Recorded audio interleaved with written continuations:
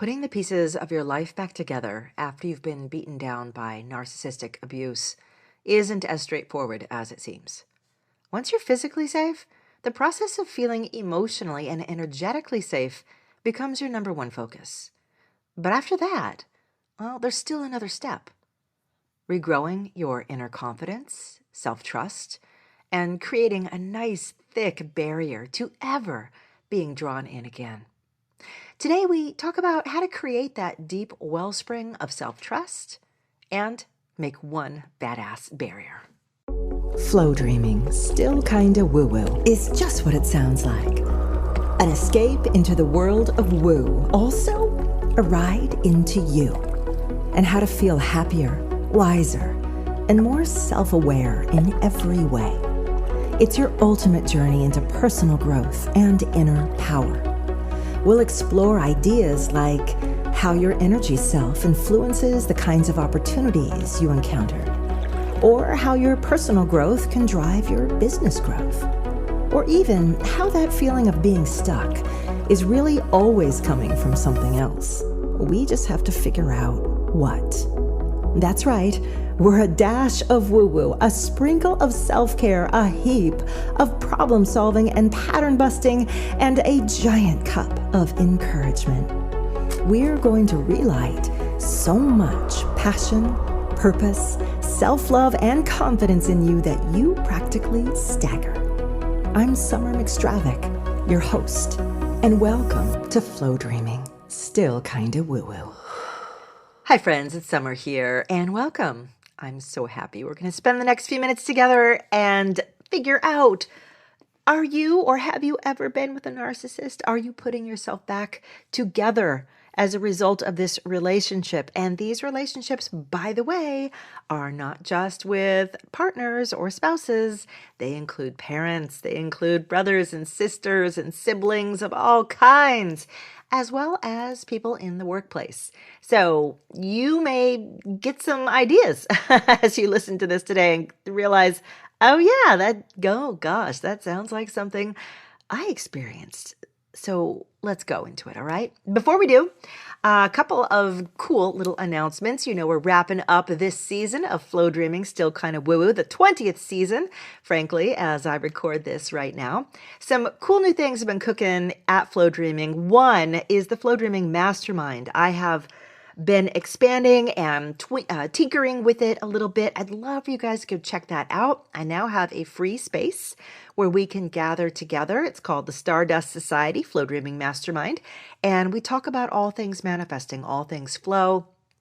We talk about your inner power, limiting beliefs, getting through scarcity and lack, all kinds of little bits of magic. So come visit us there and maybe even think about joining the next level, which is the Rising Light Leader level. And that's where you get access to 38 of my on-demand courses, as well as a monthly workshop where we get together and we do some very cool ritual and manifesting. So keep that in mind as a little sweet gift to yourself for the end of this year. That said, the Kickstarter campaign is still in full swing. The Flowdreaming Oracle deck needs to be made. Oh, this baby is so needing to be birthed at the beginning of the year. So if you are around and you're on my mailing list, take a look for that because there's a link there where you can get one of the first ever decks made. You'll be right in the first group of people with getting the goodies and the extras that go with it, including some opportunities for a personal oracle card reading with me. All right, that's enough for what's going on in the world of Flowdream land. Let's dig into this whole topic, abused by a narcissist. So I'm going to start off by saying about a year ago, I produced an episode number 718, Why Narcissists Love Empaths. And to my surprise, it got a lot of traction, especially on YouTube. And the comments were flying back and forth. So I realized, it's been a year. I probably need to step back in and give some further insights into this. This year has been kind of tremendous in the world of narcissistic awareness. This has been happening for a while, but the trend has been increasing. And I can say that no fewer than 3 of my private clients this year have been in recovery from a narcissistic relationship, and they chose me, frankly, to help them through it. And I know why. I did grow up myself in a narcissistic relationship with a stepfather for most of my childhood, later on followed by a very abusive boss and narcissistic abusive boss. And I've had some experiences in both realms and changing my thinking, changing my understanding of how the world works, the disillusionment, the loss of self-esteem, all of that. I have been there and I've seen that. And I felt very privileged to help these people kind of walk through that and come out the other side. So I'm going to share with you today some of the things that we've worked on together over the last year and offer you some guidance. If you are, it doesn't really matter where actually you are in your journey, whether you are just thinking about getting out from under something or just realizing you're actually in something that's kind of icky and not normal, or whether you're out of it and yet you're still feeling like I'm still climbing it's been a while and I'm still climbing my way out, all the way to the side of I've been out for a while and I have never gone back in. No relationship for me. Every one of those spaces inside yourself is ripe for the next step. So I'll start with a commonality that I've noticed with a lot of people who've been with a narcissist. I'm not even going to bother really to define that because I think there's a lot of discussion out there. You get the general idea. But I will tell you, we don't talk as much about the kind of people that get with the narcissist. There's a lot of identification of who they are, but not necessarily who we are. And that's why I made a series of episodes here on the empaths that are attracted to narcissists and which narcissists actively seek out. An empathic person, you have an awareness, you have a sensitivity, if you will, a super ability to feel into what other people are feeling, to know what they are thinking, to anticipate what their next action will be. And many of us, well, all of us obviously come with some degree of that skill, but many of us had our skills sharpened and honed at a much younger age than other people. We grew up in homes where there was abuse, emotional abuse, addiction abuse, sexual abuse, physical abuse. We learned to read the room. And all that means is when you are in an environment where you have to figure out what's going on immediately, it means you are anticipating. You are empathically, emotionally, energetically aligning yourself, in essence, to the person who could potentially do you harm. And we do that because ultimately it keeps us safe. We know if it's a day to close the bedroom door and not come out for the rest of the evening or go over to a friend's house or whatever it may be. So we already have a natural tendency to be on alert for the narcissist. The narcissist, of course, realizes this back. Oh, this is a person who's going to read my every need, and they're going to do something about it. I'm going to be able to direct them. I know. Please stay with me. It's tough. It gets better from here. But that's kind of the basis of where we're at. Now, the other side of being the way that we are as empathics and intuitives is we have a beautiful compassion and sensitivity to other people's feelings and to the world. We can often know what's happening before anybody else does. We are able to sense the swirls of feeling that pass between people or pass through workplaces, and we know it, and we have to build our own trust in that knowing. But once we do, our superpower is unrivaled. Yet, some of us, sometimes along the way, have gotten ensnared by the narcissist hiding around the corner of the building, who somehow managed to grab us and take us along for a ride for a while. Before we go further, I want to emphasize I do not practice trauma therapy, and this is not a psychological podcast. I'm a spiritual counselor. I'm a teacher of energy and manifesting and intuitive spaces. So what you're hearing from me is a perspective that's a little different than what you may hear from traditional psychology. I'm here to teach you how to move to the next step, move to the next place. There are other people who will teach you how to uncover the abuse, how to heal that abuse, and so forth. I'm looking forward, though, and I'm saying to you, if you're ready to acknowledge where you are and empower yourself, grip and regain your own inner power, regain your faith in yourself, your confidence in yourself, your trust in yourself, and stop being afraid. Release the fear, release the attentiveness to it. That's what we're here for today. So I'm going to tell you a little bit more about we empaths before I go in. Because, the intention here is I'm going to show you what I've done with some of my clients to help them step forward. We empaths are often very successful. We often find ourselves in really good careers. We're highly respected by our bosses, coworkers. People say we have good game, right? Everybody likes us and we can pull everybody together. And of course we can do this because we feel everybody. We feel what everybody is feeling.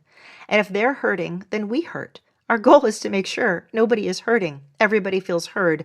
Everybody feels seen. Everybody feels valuable, because that's what I want to feel back inside myself.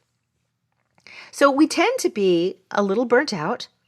We tend to have pretty good careers and direction going. And yet we often have this little quiet thing hiding in the corner that we try not to drag out into the light unless absolutely necessary. And that is the relationship that we are in now, or we have recently been in. And I'm not saying every empath is doing great at work or career professional, etc. I just know that the last 3 or 4 that I've worked with have all fit this to a T. Very high-powered, in this case, all women, very high-powered women. And so it became very curious. How is it that you can absolutely stand up, stand forward, just kill it at work? But when it comes to your home life, you're the one who's calling the police to protect you. What's going on here? We empaths tend to have a feeling that everybody thinks like we do, and everybody operates like we do. It's a kind of built-in trust. Well, I feel this way. Don't you feel this way? I'm a good person. Aren't you a good person? I tell the truth. Why wouldn't you tell the truth? We have to stretch our minds to start understanding other people don't operate like we do. And the beautiful assumption that we naturally give out, that the trust that we give first, you don't earn my trust. You have my trust until you break it. Whereas other people are, you earn my trust and then you have it. Going back, this means that we feel that most people are like us. When we encounter someone who is asking for more than they give, for someone who needs enormous amounts of control in order to feel valuable, we look to them and say, well, I guess you must have a good reason for that, because you must operate like me. You must really need that. I must give that to you. I must help you. I must shield you. I must heal you. I must not look at that because you don't want me to, in or about you. I must not ask a question of you. I must not, be unsure of the trust I have. This is why.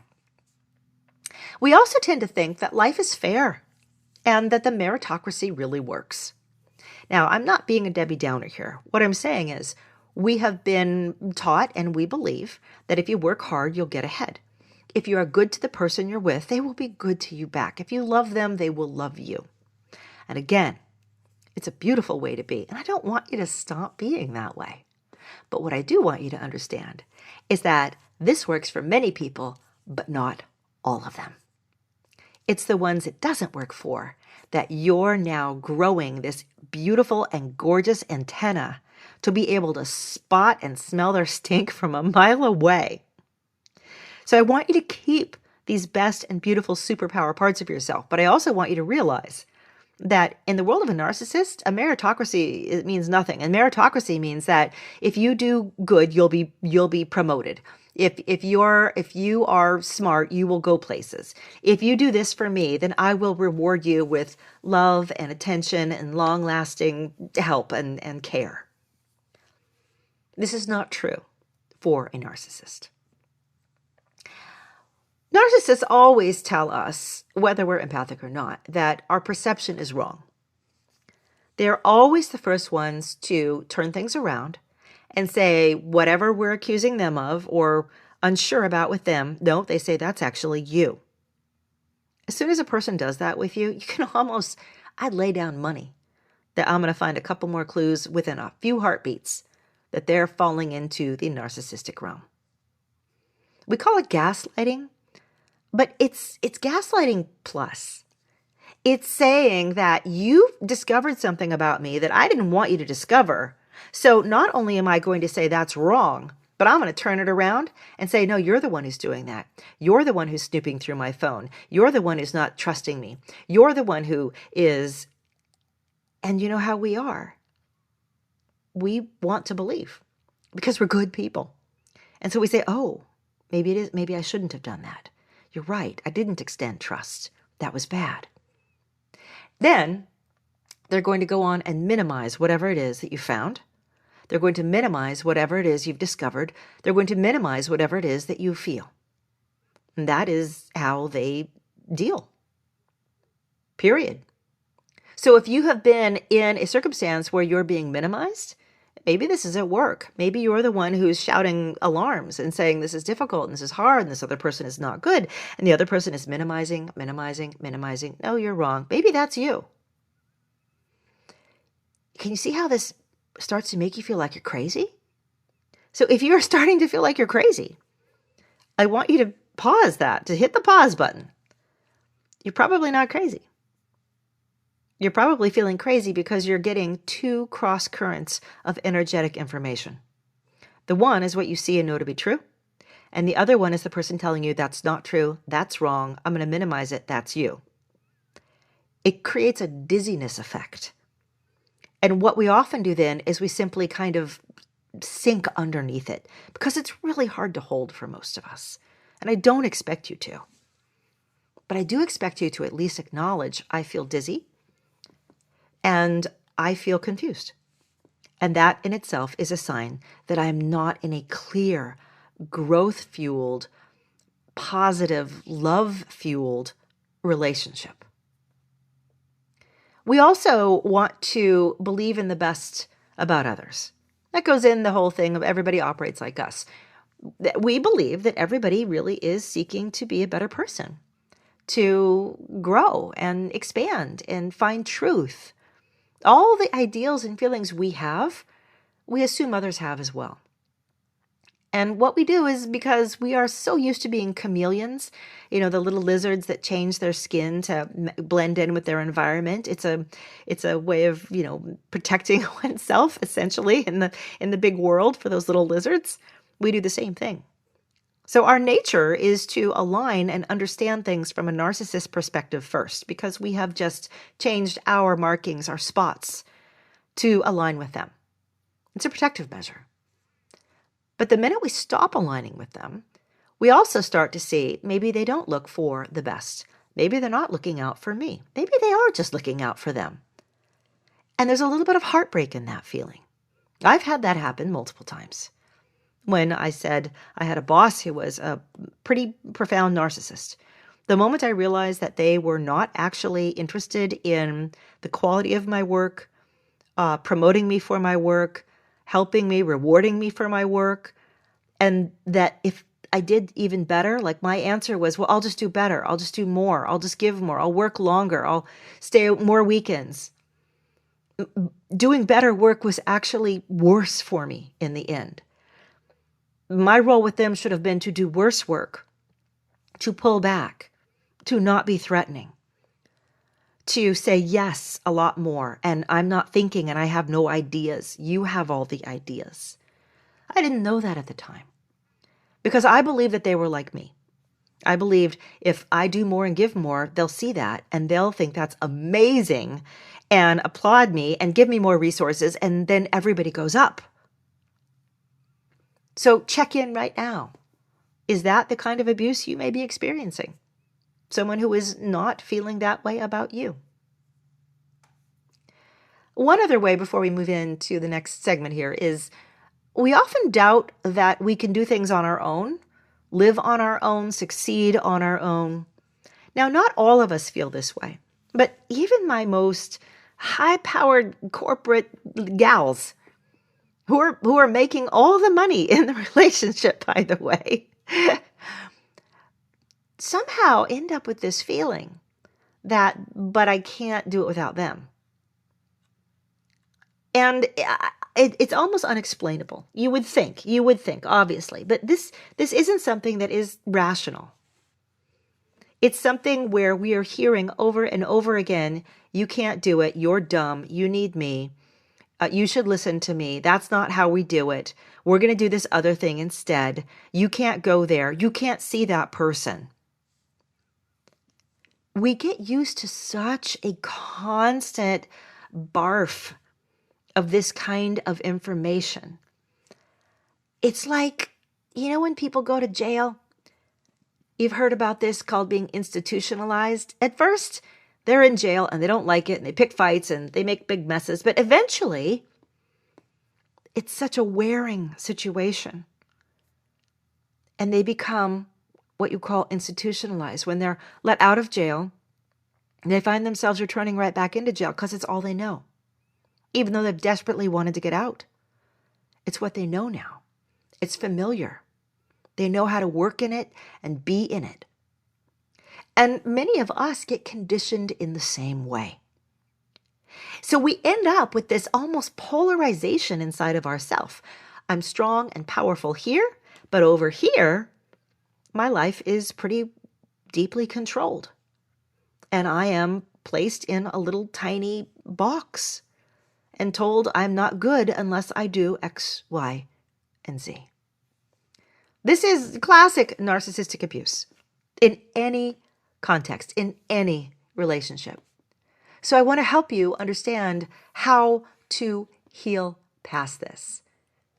And I'm going to give you some ideas. I might even split this up into 2 episodes, I'm thinking, all right? Part 1 and 2, because I have a lot of things that I do, depending on where you are.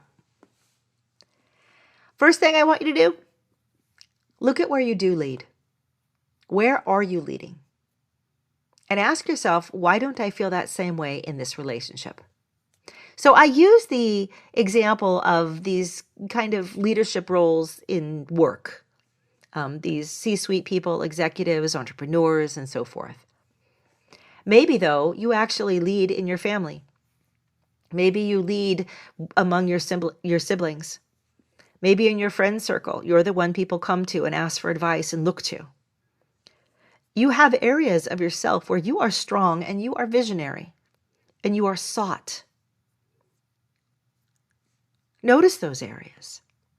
Notice the absence of the narcissist in those areas, because those areas are representative of you. They are also part of you. They're an aspect of you. An aspect of you where you get to be empathic, where you get to show your leadership, and all the good parts of it, the superpower of it gets to shine. Because you're not dealing with the one bad apple in the barrel. They're all good apples.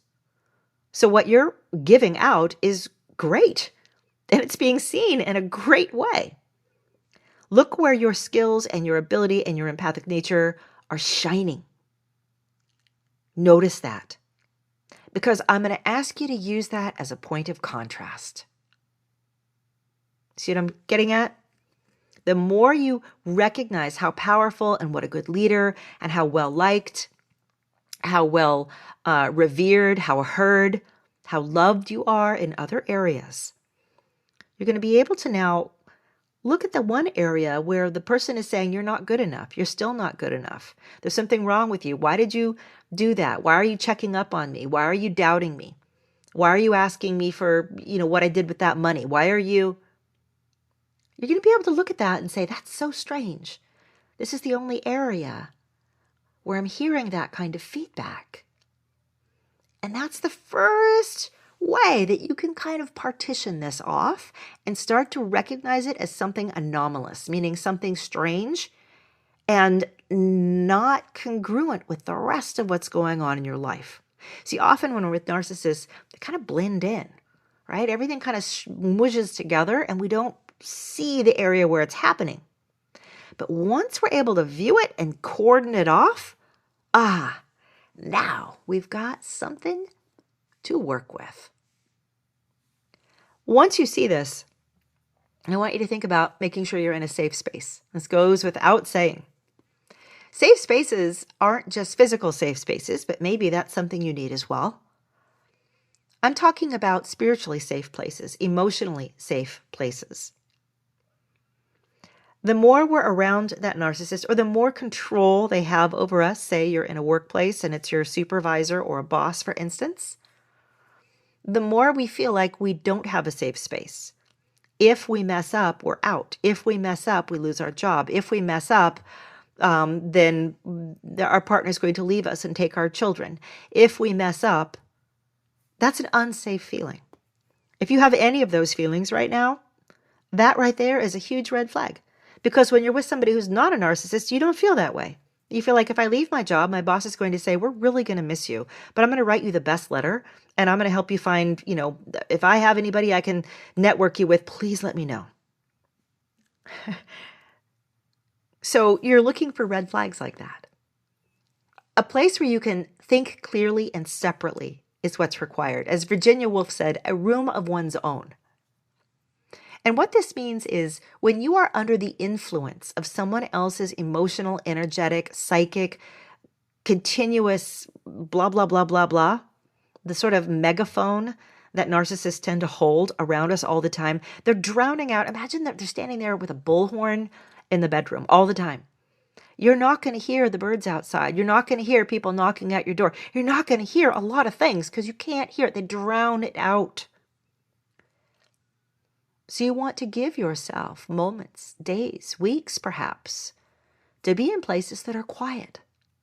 Now, narcissists are not going to like this. And that's another red flag. The minute you say, I need 2 weeks to myself, they're going to say, what's wrong? I'm blah, blah, blah. It's all you and you're going to leave me or I'm going to leave you and blow everything up and cow you. A non-narcissist, on the other hand, would say, wow, I didn't realize that you were feeling this way. Take your time. I'm here for you. I'm not going anywhere. I love you. Take whatever time you need. Use whatever resources you need. I want you healthy. I want you feeling right and good inside. Go ahead. So this might mean 2 weeks in a cabin on the seashore. This might mean going back home for a little while. This might mean any of half a dozen things. But you need space. And you need quiet. And you need moments to yourself. You need to be without the bullhorn. And at first, your ears are ringing, right? You can't hear anything. But the days go on. And now you're able to hear again. That's what we are looking for. Letting that new voice start to arise. The next thing, I want you to notice your feelings now. Maybe you have already left the situation. Maybe everything I'm saying is, I did that, I got out of it, I'm getting out of it, I'm halfway out of it. Something tends to happen, and this is related to the ears ringing. It's a kind of shell shock. It's a sense of, I don't know fully how to heal this. I don't know fully how to trust myself again. I don't know fully how to really release all of this fear and trauma and PTSD that this gave me. And yes, these situations absolutely can give you PTSD or CPTSD. So what we end up doing is going into a holding position, a holding pattern. I don't think holding patterns are bad, frankly. If the airplane can't land because there's too much going on down there, then fine. Let it circle in the sky for as long as it needs or can hold out, right? With enough fuel. And many of my high-performing empaths are in holding patterns right now because they have made the leap away and they've trusted themselves to get away but they don't exactly know how to restart. They're afraid that the next person they run into who shows the interest and gets their heart pumping and makes them feel excited is going to be just like the last one. Because after all, they feel like, I got myself into this. Why wouldn't I just do it again? Maybe the very kind of people I'm attracted to are these people, and there's just no getting around it. So my only option is to take myself out of the game. Again, we're going to look at that a little differently. There is a period of healing, absolutely. And the healing may be lifetime healing. Some lessons keep reverberating in our minds. They're always there. But a different way of looking at it is to notice that even after you've left a narcissistic relationship, if you are still feeling curtailed about having another relationship, if you're still feeling that you're unable to or can't, or afraid, or don't trust yourself to, that in itself is an indicator that the abuse is still to some degree continuing. And what I mean by that is the narcissist is long gone, but you're still holding the fearful result of what you went through. Therefore, they're not really gone. They're still there because they're controlling your actions and your ability to love or not love. Once you have that awareness, your next commitment is to say to yourself, I no longer let them make me be afraid of my own decisions and actions and attractions. I also release that. So at this point, you may be asking, what do I do? Like, okay, great. I see all this stuff, right? And by the way, I guess I will have to split this into 2 episodes because I've only gotten through 4 out of 14 points for how I'm working, with my clients to bring them into this fully healed, recovered, light state where, again, this beautiful heart that they have is their superpower and their strength. We do and we can get there. So the 4 ideas that I've just given you are in of themselves part of the healing. And a lot of them have to do with the awareness, the initial awareness. Because once you have the awareness, this is what the whole idea of limiting beliefs is based on, right? You don't know you have a belief that's limiting you. If you did, you wouldn't have it. You'd gladly give it up. But the thing is, they're invisible. So these are, in essence, the limiting beliefs that we have around this kind of relationship that we have been in or been exposed to. Or in my case, not one I chose, one I had to be in my family. But nonetheless, I took away a lot of lessons from it. Perhaps you did too, with a parent or someone else. So this initial awareness is number 1. Now, in the next episode that I do here, I'm going to go through the remaining pieces, more strategies that you can include. And you don't use them all at once. Like I suggested earlier, you use them at different points. When you're still with somebody or in the environment versus when you're newly escaped from that environment versus when you've been away for a while from that environment. There's 3 distinct stages here and different things we do in each. But one thing you can do right now, aside from the awareness that I just shared with you, and I hope a lot of that was really validating, because that's one thing that we need more than anything. Actual validation. Another person that we listen to or admire telling us straight up, this is real and true and weighty and truthful. And when we can say, oh, I have a counterweight now, I have someone else that I can believe, everything changes. Instead of hearing just that one bullhorn, we're now hearing someone else, another voice. So this is really important for you. Find the voice. If I'm the voice, I love it. Thank you. If it's someone else, find that other person. And then you begin the inner work. This inner work is not just about revelation, right? And therapy is really good at revelation. But I'm talking about the healing and the rebuilding. Now, the healing and the rebuilding is where the true heavenly, delicious work comes in. This is where you're able to state and say and feel and flow dream and envision. I am worthy. I am lovable. I am hot stuff. I am adorable. I am intelligent.